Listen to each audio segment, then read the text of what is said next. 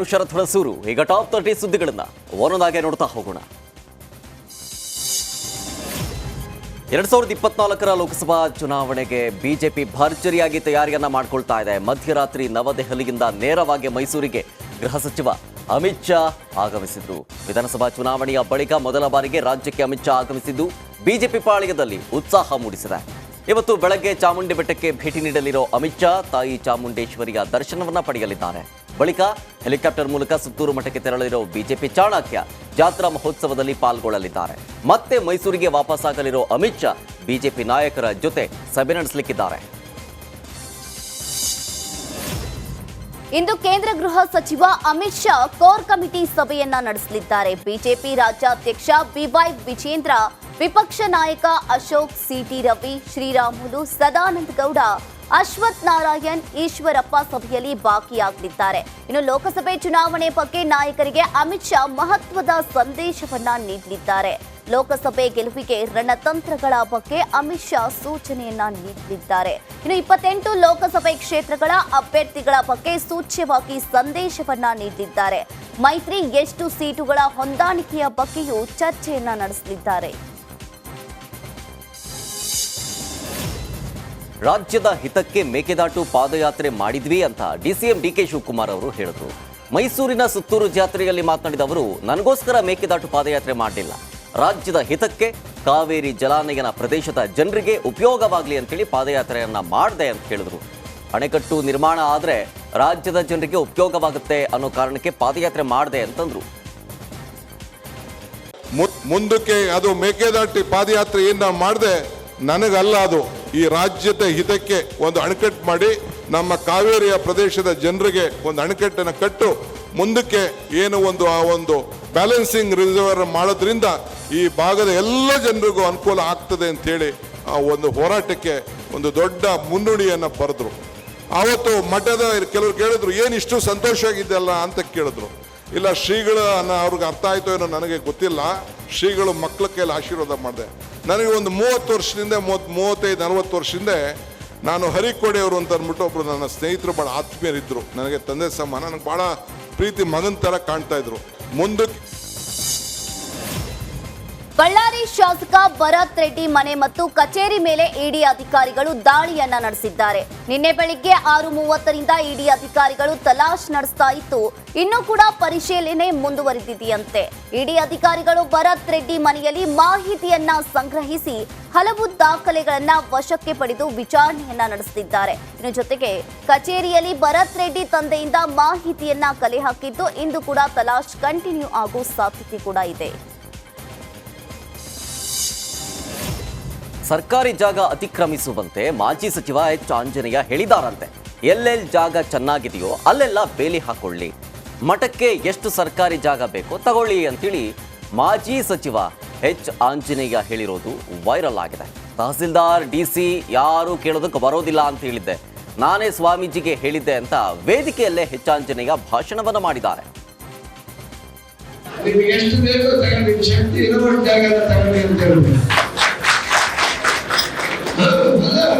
ಕಡೆಗೆಲ್ಲ ತಗೊಂಡು ನಿಮ್ಗೆ ಯಾರ ಬರೋಲ್ಲ, ಯಾವ ಡಿಸಿ ಬರೋಲ್ಲ, ತಹಸೀಲ್ದಾರ್ ಬರೋಲ್ಲ, ಮಠ ಏನು ಸರ್ಕಾರ ಏನು.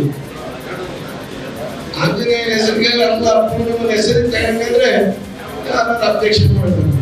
ಸರ್ಕಾರ ಮಾಡುವಂತ ಕೆಲಸನ ಒಂದು ಮಠ ಮಾಡುತ್ತೆ. ಈ ಸಮಾಜ ಕಟ್ಟುವಂತ, ಶಿಕ್ಷಣ ನೀಡುವಂತ, ಸದ್ಭಾವನೆ ಸಮಾಜವನ್ನು ನಿರ್ಮಾಣ ಮಾಡುವಂತ ಕೆಲಸ ಏನಾಗುತ್ತೆ, ಮಠಾಧೀಶರು ಸಮಾಜ ಮಠ ಮಾಡುತ್ತೆ. ಅದರಿಂದ ಇದಕ್ಕೆ ಯಾವುದೇ ಬೇರೆನೇ ಇಲ್ಲ. ಎಷ್ಟು ವಿಶಾಲವಾಗಿದೆ, ಎಲ್ಲರೂ ಚೆನ್ನಾಗಿದೆ, ಎಲ್ಲ ಪೀಡಿಯಾಟ್ರಿಕ್ ಸಮಿತಿ ಅಂತ ಹೇಳಿದ್ದಾರೆ, ಒಪ್ಪಂದ ಹೇಳಿದ್ರು. ಹೌದು ಸ್ವಾಮೀಜಿ? ಅದು ಅವಾಗ ಆಗುವುದಿಲ್ಲ, ಇಲ್ಲಿ ಪೂರ ಮಣ್ಣಿನೆಲ್ಲ ಹಾಕ್ಸ್ಬಿಟ್ಟು ಅದರಿಂದ ಎಷ್ಟು ಸಾಧ್ಯ ಇದೆಯಲ್ಲ ಅವ್ರದ್ದೇನಲ್ಲ ಏನಲ್ಲ ಸಮಾಜಕ್ಕೆ ನಮ್ಮ ಅವಧಿಯಲ್ಲಿ ಒಂದು 2 ಕೋಟಿ ರೂಪಾಯಿ ಕೊಟ್ಟು ಒಳ್ಳೆ ಬಲವಾದಂತ ಬಿಲ್ಡಿಂಗ್ ಅನ್ನು ಕಟ್ಟಿದ್ದಾರೆ. ಇವತ್ತು ಶಿಕ್ಷಣಗಳೆಲ್ಲ ಮಾಡಿ ಒಟ್ಟಾರೆ ಈ ಸಮಾಜದಲ್ಲಿ ಬಹುದೊಡ್ಡ ಕಂಪನಿಗಳ ವಶದಲ್ಲಿ ಅರಣ್ಯ ಪ್ರದೇಶವಿದೆ. ಲೀಸ್ಗೆ ಕೊಟ್ಟ ಅರಣ್ಯ ಪ್ರದೇಶ ವಾಪಸ್ ಪಡಿತೀವಿ ಅಂತ ಮೈಸೂರಿನಲ್ಲಿ ಅರಣ್ಯ ಸಚಿವ ಈಶ್ವರ್ ಖಂಡ್ರೆ ಹೇಳಿದ್ರು. 7,000 ಎಕರೆ ಅರಣ್ಯ ಭಾಗ ವಶಕ್ಕೆ ಪಡೆಯಬೇಕಿದೆ. ಶೀಘ್ರವೇ ಒತ್ತುವರಿ ತೆರವು ಕಾರ್ಯ ಆರಂಭಿಸುತ್ತೇವೆ. 6 ತಿಂಗಳ ಕಾಲಾವಕಾಶದಲ್ಲಿ ಹಿಂದಕ್ಕೆ ಪಡೆಯುತ್ತೇವೆ ಅಂತ ಹೇಳಿದ್ರು. ಇವತ್ತು ವಿವಿಧ ಹಂತಗಳಲ್ಲಿ ಅಂದರೆ ಕೆಲವೊಂದು ಕಡೆ ಹೈಕೋರ್ಟಲ್ಲಿದೆ, ಕೆಲವೊಂದು ಸುಪ್ರೀಂ ಕೋರ್ಟಲ್ಲಿದೆ. ಅವರ ಲೀಸ್ ಪೀರಿಯಡ್ ಮುಗಿದೋಗಿದೆ. ಈ ಲೀಸ್ ಪೀರಿಯಡು ಮುಗಿದೋಗಿದೆ ಮತ್ತು ಅವರೇನು ಸರ್ಕಾರಕ್ಕೆ ಬಾಕಿ ಕೊಡಬೇಕಾಗಿದೆ, 100 ಕೋಟಿ ರೂಪಾಯಿ ಅವರು ಬಾಕಿ ಕೊಡಬೇಕಾಗಿದೆ. ಆ ಬಾಕಿನೂ ವಸೂಲಿ ಆಗಿಲ್ಲ. ಬಾಕಿ ವಸೂಲಿ ಮಾಡಬೇಕು. ಲೀಸ್ ಪೀರಿಯಡ್ ಮುಗಿದ ನಂತರ ಹೈಕೋರ್ಟಲ್ಲಿ ಮತ್ತು ಸರ್ವೋಚ್ಚ ನ್ಯಾಯಾಲಯದಲ್ಲಿ ಇರುವಂಥ ಪ್ರಕರಣಗಳೇನಿದ್ದಾವೆ ಇದನ್ನು ತೆರವುಗೊಳಿಸಿ ಪುನಃ ಈ ಜಮೀನು ವಾಪಸ್ಸು ಅರಣ್ಯ ಇಲಾಖೆಗೆ ಮರುವಶಪಡಿಸಿಕೊಳ್ಬೇಕು ಅಂತೇಳಿ ಹಿರಿಯ ಅಧಿಕಾರಿಗಳಿಗೆ ಸೂಚನೆಯನ್ನು ಕೊಟ್ಟಿದ್ದೆ. ಸಚಿವ ಸತೀಶ್ ಜಾರಕಿಹೊಳಿ ರಿಲ್ಯಾಕ್ಸ್ ಮೂಡ್ಗೆ ಜಾರಿತು. ರಾಜಕೀಯ ಜಂಜಾಟದ ನಡುವೆ ಕ್ರಿಕೆಟ್ ಆಡಿ ರಿಲ್ಯಾಕ್ಸ್ ಆದರು. ಗೋಕಾಕ್ನ ವಾಲ್ಮೀಕಿ ಕ್ರೀಡಾಂಗಣದಲ್ಲಿ ಕ್ರಿಕೆಟ್ ಆಡಿ ಗಮನ ಸೆಳೆದರು. ಹೈಮಾಸ್ಕ್ ಲೈಟ್ ಹೊನಲು ಬೆಳಕಿನಲ್ಲಿ ಕ್ರಿಕೆಟ್ ಆಡಿ ರಾಜಕೀಯ ಜಂಜಾಟದಿಂದ ಹೊರಬಂತು. ಇತ್ತೀಚೆಗಷ್ಟೇ ಲೋಕೋಪಯೋಗಿ ಇಲಾಖೆಯಿಂದ ಹೈಮಾಸ್ಕ್ ಲೈಟ್ ಹಾಕಿಸಿದ್ದ ಸಚಿವ ವೀಕ್ಷಣೆಗೆ ಬಂದ ವೇಳೆ ಕ್ರಿಕೆಟ್ ಬ್ಯಾಟ್ ಹಿಡಿದು ಭರ್ಜರಿಯಾಗಿ ಬ್ಯಾಟಿಂಗ್ ಮಾಡಿದರು.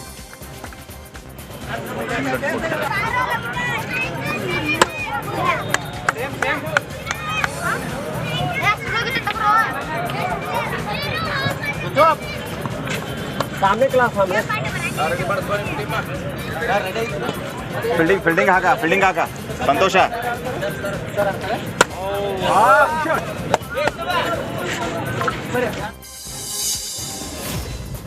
ದೆಹಲಿಯಲ್ಲಿ ಸಂಸದ ಪ್ರಜ್ವಲ್ ರೇವಣ್ಣ ಕೇಂದ್ರ ಸಚಿವರನ್ನ ಭೇಟಿ ಮಾಡಿ ಮನವಿಯನ್ನ ಸಲ್ಲಿಸಿದ್ದಾರೆ. ನಾಫೆಡ್ ಮೂಲಕ ಕೊಬ್ಬರಿ ಖರೀದಿಸುವಂತೆ ಕೇಂದ್ರ ಸಚಿವೆ ಶೋಭಾ ಕರಂದ್ಲಾಜೆ ಮತ್ತು ಅರ್ಜುನ್ ಮುಂಡಾ ಅವರಿಗೆ ಮನವಿಯನ್ನ ಮಾಡಿದ್ದಾರೆ. ಇನ್ನು ಕರ್ನಾಟಕದ ರೈತರಿಂದ ನಾಫೆಡ್ ಮೂಲಕ 62,000 ಮೆಟ್ರಿಕ್ ಟನ್ ಕೊಬ್ಬರಿ ಖರೀದಿಸಲಾಗಿದೆ. ಇನ್ನು ಮಾರುಕಟ್ಟೆಯಲ್ಲಿ 60,000 ಮೆಟ್ರಿಕ್ ಟನ್ ಕೊಬ್ಬರಿ ಖರೀದಿಸಬೇಕಾಗಿದೆ. ಹಾಗಾಗಿ ಹಾಲಿ ವಿಧಾನದ ಮೂಲಕ ನಾಫೆಡ್ನಿಂದ ಕನಿಷ್ಠ ಪಕ್ಷ 50,000ದಿಂದ 55,000 ಮೆಟ್ರಿಕ್ ಟನ್ ಕೊಬ್ಬರಿ ಖರೀದಿಸುವಂತೆ ಮನವಿಯನ್ನ ಮಾಡಿದ್ರು. ದೇಶ ವಿಭಜನೆ ಹೇಳಿಕೆಯಿಂದ ಶುರುವಾದಂತಹ ರಾಜಕೀಯ ಕಿತ್ತಾಟ ಗುಂಡಿಕ್ಕಿ ಕೊಲ್ಲುವ ಹೇಳಿಕೆಯ ಹಂತಕ್ಕೆ ಬಂದು ತಲುಪಿದೆ. ಮಾಜಿ ಸಚಿವ ಕೆಎಸ್ ಈಶ್ವರಪ್ಪ ದೇಶ ವಿಭಜನೆ ಹೇಳಿಕೆ ನೀಡೋರನ್ನ ಗುಂಡಿಕ್ಕಿ ಕೊಲ್ಲಲು ಕಾನೂನು ತರಬೇಕು ಅಂತ ಹೇಳೋ ಮೂಲಕ ವಿಪಕ್ಷದ ಕೆಂಗಣ್ಣಿಗೆ ಗುರಿಯಾಗಿದ್ದು, ಈಶ್ವರಪ್ಪನವರ ಹೇಳಿಕೆಯನ್ನು ಖಂಡಿಸಿ ಕಾಂಗ್ರೆಸ್ನ ಎನ್ಎಸ್ಯುಐ ಘಟಕದಿಂದ ಪ್ರತಿಭಟನೆಯನ್ನು ನಡೆಸಲಾಯಿತು. ರಾಮನಗರದ ಐಚೂರು ವೃತ್ತದಲ್ಲಿ ಎನ್ಎಸ್ಯುಐ ಕಾರ್ಯಕರ್ತರು 420 ಈಶ್ವರಪ್ಪ ಅಂತ ಹೇಳಿ ಘೋಷಣೆಗಳನ್ನು ಕೂಗಿ ಆಕ್ರೋಶವನ್ನು ವ್ಯಕ್ತಪಡಿಸಿದ್ರು. ಅಲ್ಲದೆ ಕೂಡಲೇ ಈಶ್ವರಪ್ಪ ಅವರನ್ನ ಬಂಧಿಸುವಂತೆ ಆಗ್ರಹಿಸಿದ್ರು.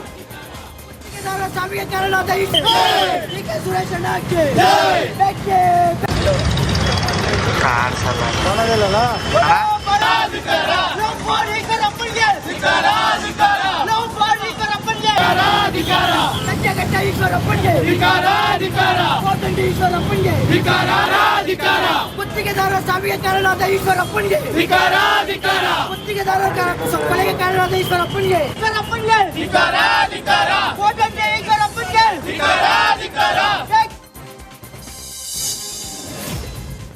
ನಮ್ಮ ತಂಟೆಗೆ ಬಂದ ಎಲ್ಲರಿಗೂ ಸೆಟಲ್ಮೆಂಟ್ ಆಗ್ತಾ ಇದೆ ಎಂದು ಈಶ್ವರಪ್ಪ ವಿರುದ್ಧ ಡಿಸಿಎಂ ಡಿಕೆ ಶಿವಕುಮಾರ್ ವಾಗ್ದಾಳಿಯನ್ನ ನಡೆಸಿದ್ರು. ಬೆಂಗಳೂರಿನಲ್ಲಿ ಮಾತನಾಡಿದ ಅವರು ಅಸೆಂಬ್ಲಿಯಲ್ಲಿ ನಮ್ಮ ತಂದೆಯ ಬಗ್ಗೆ ಮಾತನಾಡಿದ್ರು. ಈಶ್ವರಪ್ಪ ಅವರ 1 ರೌಂಡ್ ಸೆಟಲ್ಮೆಂಟ್ ಆಗಿದೆ. ಡಿಕೆ ಸುರೇಶ್ ಹೆದರುವ ಬ್ಲಡ್ ಅಲ್ಲ ಎಂದು ವಾಗ್ದಾಳಿಯನ್ನ ನಡೆಸಿದ್ರು. ನೋಡ್ರಿ, ಈಶ್ವರಪ್ಪನ ಕ್ಷಮೆ ಕೇಳಿ ಅಂತ ನಾವು ಹೇಳ್ತಾ ಇಲ್ಲ. ಅವನ ಸೆಟಲ್ಮೆಂಟ್ 1 ರೌಂಡ್ ಸೆಟಲ್ಮೆಂಟ್ ಆಗಿದೆ. ಅಸೆಂಬ್ಲಿಲಿ ಏನೋ ಮಾತಾಡಿದ್ರು, ನಿಮ್ಗೆ ನೆನಪಿದೆಯಾ? ನಮ್ಮ ಫಾದರ್ನೆಲ್ಲ ಪಾಪ ನೆನೆಸ್ಕೊಂಡಿದ್ರು. ಈಗ ಎಲ್ಲಿದ್ದಾರೆ ಈಶ್ವರಪ್ಪ? ಯಾರು ನಮ್ಮ ಸುದ್ದಿಗೆ ಬಂದಿದ್ದಾರೆ ಅವ್ರದ್ದೆಲ್ಲ ಒಂದೊಂದು ಸ್ಟೇಜ್ ಸೆಟಲ್ಮೆಂಟ್ ಆಗ್ತಾ ಇದೆ. ಅರ್ಥ ಆಯ್ತಾ? ನಾವೇನು ಈಶ್ವರಪ್ಪನ ಯಾವ ಸೆಟಲ್ಮೆಂಟು ಗುಂಡಿಗೆ ಕೊಲ್ತೀನಿ ಅಂತೇಳಿ ಕೊಲ್ಲಿ ಬಿಡಿ. ಡಿ ಕೆ ಸುರೇಶು ಈ ಗುಂಡಿಗೆ ಇವಕ್ಕೆಲ್ಲ ಎದುರೋ ಬ್ಲಡ್ ಅಲ್ಲ ಅದು. ಅವರು ಹೇಳಿದ್ರು ಸರ್, ನಾನೇ ಹೋಗ್ತೀನಿ. ಕೆಂಪೇಗೌಡರ ಇತಿಹಾಸ ಗೊತ್ತಿದೆಯಲ್ಲಪ್ಪ. ಇತ್ತ ಬೆಂಗಳೂರಲ್ಲಿ ಸಂಸದ ಡಿಕೆ ಸುರೇಶ್ ಮಾಜಿ ಡಿಸಿಎಂ ಈಶ್ವರಪ್ಪಗೆ ತಿರುಗೇಟನ್ನ ಕೊಟ್ಟಿದ್ದಾರೆ. ನಾನೇ ಈಶ್ವರಪ್ಪ ಮನೆಗೆ ಹೋಗ್ತೀನಿ, ಗುಂಡು ಹೊಡಿಲಿ.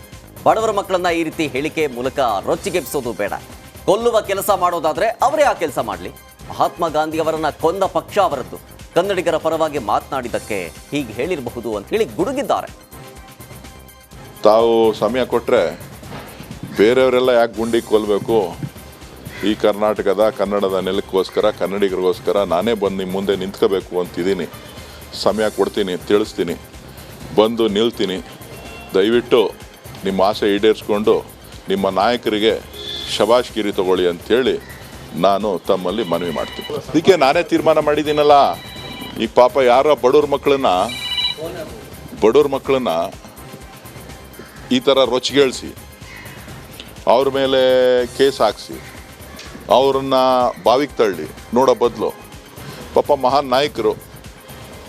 ಸೊ ಅವರ ನಾಯಕರಿಗೆ, ಅವರ ನಾಯಕತ್ವಕ್ಕೆ, ಅವರ ಇದಕ್ಕೆ ಒಂದು ಇದನ್ನು ಕೊಡಬೇಕು, ಶಬಾಷ್ಗಿರಿ ತಗೋಬೇಕು. ಸೊ ಯಾಕೆ ಅಲ್ಲಿ ಇಲ್ಲಿ ಯಾಕೆ ಹುಡ್ಕಕ್ಕೆ ಹೋಗ್ತೀರಿ? ನಾನೇ ನಿಮ್ಮ ಮನೆ ಹತ್ರಕ್ಕೆ ಬರ್ತೀನಿ. ಸಮಯ ಅತಿ ಶೀಘ್ರದಲ್ಲೇ ಇನ್ನೊಂದು ವಾರದೊಳಗಡೆ ನಿಗದಿ ಮಾಡಿ ನಿಮ್ಮನ್ನು ಭೇಟಿ ಮಾಡ್ತೀನಿ. ಸಿದ್ಧರಾಗಿದ್ದೀರಿ? ಯಾವ ಗುಂಡಿಗ್ತಿರೋ, ಕೊಲ್ಲಿಸ್ತಿರೋ ನೋಡ. ರಾಜ್ಯ ರಾಜಕೀಯದಲ್ಲಿ ಗುಂಡಿಕ್ಕಿ ಸಮರ ತಾರಕಕ್ಕೇರಿದೆ. ಗುಂಡಿಕ್ಕಲಿ ಎಂಬ ಈಶ್ವರಪ್ಪ ಹೇಳಿಕೆಗೆ ಸಚಿವ ಚಲುವರಾಯಸ್ವಾಮಿ ಕೌಂಟರ್ ಅನ್ನ ಕೊಟ್ಟಿದ್ದಾರೆ. ಕೆಆರ್ಪೇಟೆಯಲ್ಲಿ ಮಾತನಾಡಿದ ಅವರು, ಬಿಜೆಪಿಯವರು ಮೊದಲು ಅನಂತ್ ಕುಮಾರ್ಗೆ ಈಶ್ವರಪ್ಪಗೆ ಗುಂಡಿಕ್ಕಲಿ, ಯಾಕಂದ್ರೆ ಈಶ್ವರಪ್ಪ ಕೇಸರಿ ಧ್ವಜವನ್ನ ರಾಷ್ಟ್ರ ಧ್ವಜ ಮಾಡ್ತೀನಿ ಅಂತ ಹೇಳಿದ್ರು. ಇನ್ನು ಅನಂತ್ ಕುಮಾರ್ ಸಂವಿಧಾನ ಬದಲಿಸ್ತೀವಿ ಅಂತ ಹೇಳಿದ್ರು. ಹೀಗಾಗಿ ಮೊದಲು ಈ ಇಬ್ಬರಿಗೆ ಗುಂಡಿಕ್ಕಿ ಎಂದು ಕೌಂಟರ್ ಅನ್ನ ಕೊಟ್ಟಿದ್ದಾರೆ. ಈಶ್ವರಪ್ಪನ ಮತ್ತು ಅನಂತಕುಮಾರ್ ಹೆಗಡೆಯವ್ರನ್ನ ಪಟ್ಟು ಅವ್ರು ಗುಡ್ಡಿಕ್ಲಿ ಬಿಜೆಪಿಯವರು. ಆಮೇಲೆ ಉಳಿದವ್ರು ನೋಡ್ತೀವಿ. ಈಶ್ವರಪ್ಪನವ್ರು ಹೇಳಿದರು, ನಾವು ಸ್ವಲ್ಪ ದಿವಸದಲ್ಲಿ ಕೇಸರಿನೇ ರಾಷ್ಟ್ರಧ್ವಜ ಮಾಡ್ತೀವಿ ಅಂತ ಹೇಳಿದರು. ಅವ್ರು ಯಾರು ಗುಂಡಿಕ್ಬೇಕು? ಮೊದಲು ಅವ್ರು ಗುಂಡಿಕ್ಲಿ ಅವ್ರ ಪಾರ್ಟಿಯರು, ಆಮೇಲೆ ಉಳಿದದ್ದು ನೋಡೋಣ. ಅನಂತಕುಮಾರ್ ಹೆಗಡೆ ಸಂವಿಧಾನನೇ ಬದಲಾವಣೆ ಮಾಡಬೇಕು ಅಂತ ಹೇಳಿದರು. ಅವ್ರಿಗೇನು ಉತ್ತರ ಕೊಡ್ತಾರೆ ಬಿಜೆಪಿಯವರು? ಏನು ಕ್ರಮ ತಗೊಂಡ? ಶಿವಮೊಗ್ಗದಲ್ಲಿ ಮಾಜಿ ಸಿಎಂ ಬಿಎಸ್ ಯಡಿಯೂರಪ್ಪ ಈಶ್ವರಪ್ಪನವರ ಪರ ಬ್ಯಾಟ್ ಬೀಸಿದ್ದಾರೆ. ಈಶ್ವರಪ್ಪ ಹೇಳಿದ ಮಾತನ್ನ ಅಪಾರ್ಥ ಕಲ್ಪಿಸುವ ರೀತಿ ಮಾತನಾಡ್ತಾ ಇದ್ದಾರೆ. ಈಶ್ವರಪ್ಪ ರಾಷ್ಟ್ರದ್ರೋಹಿ ಹೇಳಿಕೆ ಕೊಡೋರನ್ನ ಗುಂಡಿಕ್ಕಿ ಕೊಲ್ಲುವ ಕಾನೂನು ತನ್ನಿ ಅಂತ ಹೇಳಿದ್ದಾರೆ. ಅವರ ಹೇಳಿಕೆ ಬಗ್ಗೆ ಟೀಕೆ ಟಿಪ್ಪಣಿ ಅಪಾರ್ಥ ನಡೀತಾ ಇದೆ. ಹೇಳಿಕೆಗೆ ಅದು ಸಂಬಂಧ ಇಲ್ಲ. ಅವರ ಹೇಳಿಕೆಗೆ ಅಪಾರ್ಥ ಕಲ್ಪಿಸುವ ಕೆಲಸ ಬೇಡ ಅಂತಂದ್ರು. ಈಶ್ವರಪ್ಪನವರು ಹೇಳಿದಂಥ ಮಾತನ್ನ ಬೇರೆ ಅಪಾರ್ಥ ಕಲ್ಪಿಸೋ ರೀತಿ ಎಲ್ಲರೂ ಮಾತಾಡ್ತಾ ಇದ್ದಾರೆ. ಈಶ್ವರಪ್ಪ ಹೇಳಿರುವಂಥದ್ದು ದೇಶದ್ರೋಹಿಗಳಿಗೆ ಗುಂಡಿಕ್ಕಿ ಕೊಲ್ಲುವಂಥ ಒಂದು ಕಾನೂನು ತನ್ನಿ ಅಂತ ಹೇಳಿರುವಂಥದ್ದು. ಆದ್ದರಿಂದ ಇವತ್ತೇನು ಅವ್ರ ಬಗ್ಗೆ ಟೀಕೆ ಟಿಪ್ಪಣಿಗಳು ಅಪಾರ್ಥಗಳು ನಡೀತಾ ಇದೆ. ಅವ್ರು ಹೇಳಿದ್ದಕ್ಕೂ ಇದಕ್ಕೇನು ಸಂಬಂಧ ಇಲ್ಲ. ಕುಂಬಳಕಾಯಿ ಕಳ್ಳ ಅಂತ ಹೇಳಿದ ಹೆಗಲ್ಮುಟ್ಟು ನೋಡಿಕೊಂಡು ರೀತಿಯಲ್ಲಿ ಅಪಾರ್ಥ ಕಲ್ಪಿಸುವಂಥ ಕೆಲಸವನ್ನು ಮಾಡ್ತಾ ಇದ್ದಾರೆ. ಇದರಲ್ಲಿ ಏನು ಅರ್ಥ ಇಲ್ಲ. ಈಶ್ವರಪ್ಪನವರು ನನ್ನ ಮೇಲೆ 100 ಕೇಸ್ ಹಾಕಲಿ ಎಂದು ಈಶ್ವರಪ್ಪ ಸವಾಲ್ ಸಂಬಂಧ ಕಲಬುರಗಿ ಸಚಿವ ಪ್ರಿಯಾಂಕ್ ಖರ್ಗೆ ಕಿಡಿಕಾರಿದ್ದಾರೆ. ಅವರು ಯಾಕೆ ಅಷ್ಟು ಹೆದರ್ತಾ ಇದ್ದಾರೆ? ಈಶ್ವರಪ್ಪ ಹೇಳಿಕೆಗೆ ಅವರ ಪಕ್ಷದಲ್ಲೇ ಕವಡೆ ಕಾಸಿನ ಕಿಮ್ಮತ್ತಿಲ್ಲ. ನೀವ್ಯಾಕೆ ಅವರ ಮಾತನ್ನ ಅಷ್ಟು ಗಂಭೀರವಾಗಿ ತೆಗೆದುಕೊಳ್ತೀರಾ ಅಂತ ಹೇಳಿದ್ರು. ಏನಂತೆ ಹೆದರೋದಿಲ್ಲ ಅಲ್ಲ, ಬಿಟ್ಬಿಡಿ.